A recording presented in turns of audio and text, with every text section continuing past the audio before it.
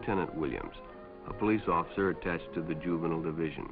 I'm on my way to Monroe Junior High School to talk to a group of young people. That looks innocent enough, doesn't it? Lots of young people hitchhike.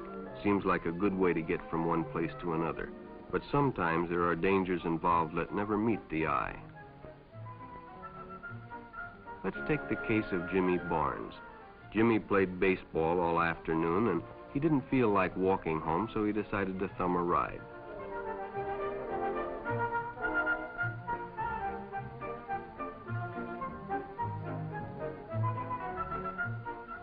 He'd done it 100 times before, and he didn't think anything was unusual when the driver struck up a friendly conversation.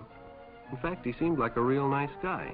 He asked Jimmy if he played baseball in the park often. Jimmy told him they practiced 3 times a week and played a rival group on Friday afternoon. The stranger was a good listener, too, and it only seemed minutes before they pulled up in front of Jimmy's house.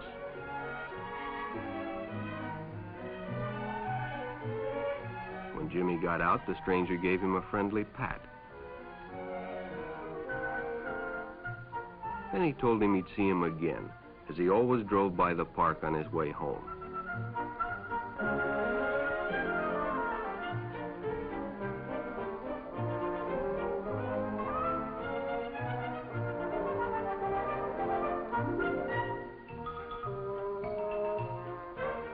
Sure enough, the following day, when Jimmy finished playing ball, well, the man was there waiting.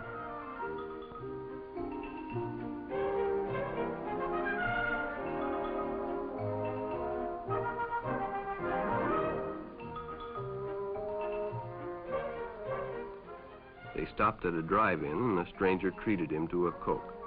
During their conversation, he told several off-color jokes, but Jimmy had heard others before, and, well, it made him feel big to so easily win the confidence of an older person.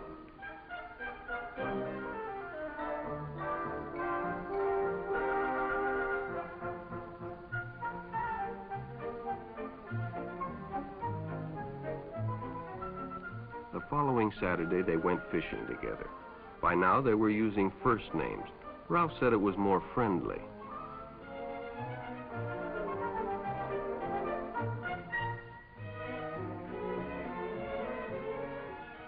Jimmy hadn't enjoyed himself so much in a long time.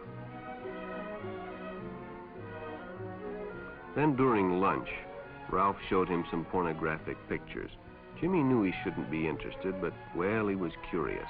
What Jimmy didn't know was that Ralph was sick, a sickness that was not visible like smallpox, but no less dangerous and contagious, a sickness of the mind. You see, Ralph was a homosexual, a person who demands an intimate relationship with members of their own sex. But by now, Jimmy felt a fondness for Ralph, and they continued to go places together. Ralph was generous and took Jimmy many interesting places and did many nice things for him. He bought presents and even gave him money, but payments were expected in return. You see, Jimmy hadn't recognized Ralph's approach soon enough. When Ralph first asked Jimmy to go fishing alone, he should have discussed it with his parents or teacher. Finally, Jimmy told his parents, and they reported it to the juvenile authorities. Ralph was arrested, and Jimmy was released on probation in the custody of his parents. But all homosexuals are not passive. Some resort to violence, as in the case of Mike Merrick.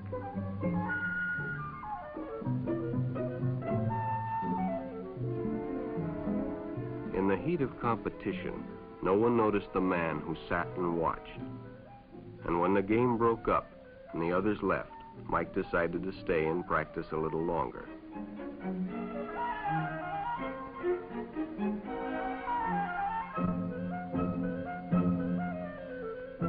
The stranger joined him. He was friendly and, well, it was better than playing alone. But after a few shots, Mike realized he had already overstayed his time and suggested he better leave. The stranger told him if he'd like to stay longer, he'd be glad to drive him home when they finished. Sounded great to Mike. Chance to play longer and get a ride home, too.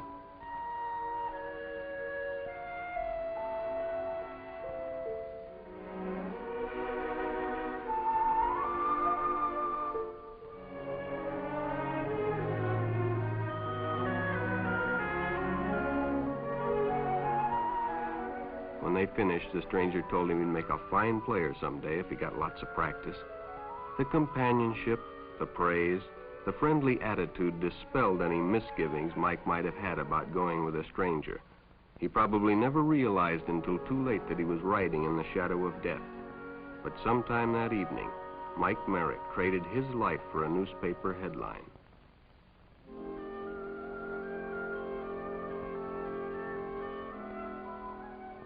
As Denny and Jerry got the papers ready for Jerry's afternoon delivery, they only casually noticed the two boys that raced by in the afternoon traffic, and they didn't pay much attention to the car that drew up shortly afterwards until the man called them over.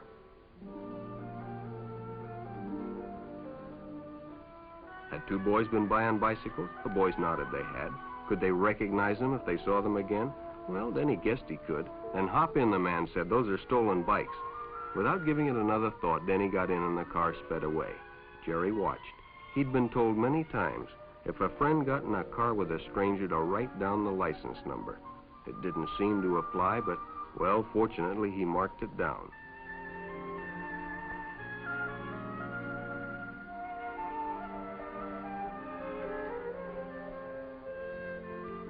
When he delivered a paper to Denny's house, he asked his mother if they'd caught the boys that had stolen the bicycles.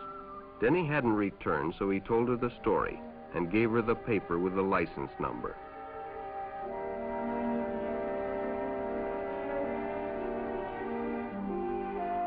Being a careful parent, she decided to call the police. Jerry supplied the necessary information, and the stranger's car was quickly spotted.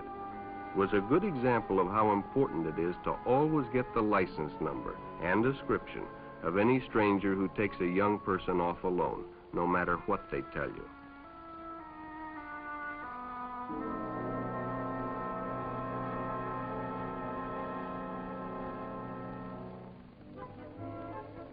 Public restrooms can often be a hangout for the homosexual. Bobby and his friends hadn't noticed the man who had been in the restroom when they changed, and as it was late, he suggested they take the shortcut under the pier, but the others preferred to take the more traveled way home.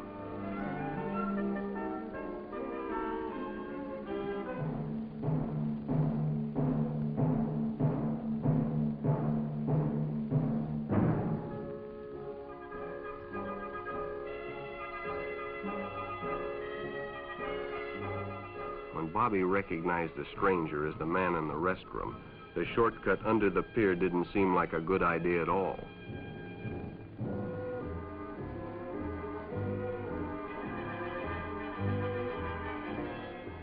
After all, it's more fun to stay with your friends anyway. Bobby had made a wise decision. It may have saved his life. The decision is always yours, and your whole future may depend on making the right one. So no matter where you meet a stranger, be careful if they are too friendly, if they try to win your confidence too quickly, and if they become overly personal. One never knows when the homosexual is about. He may appear normal, and it may be too late when you discover he is mentally ill. So keep with your group, and don't go off alone with strangers unless you have the permission of your parent or teacher.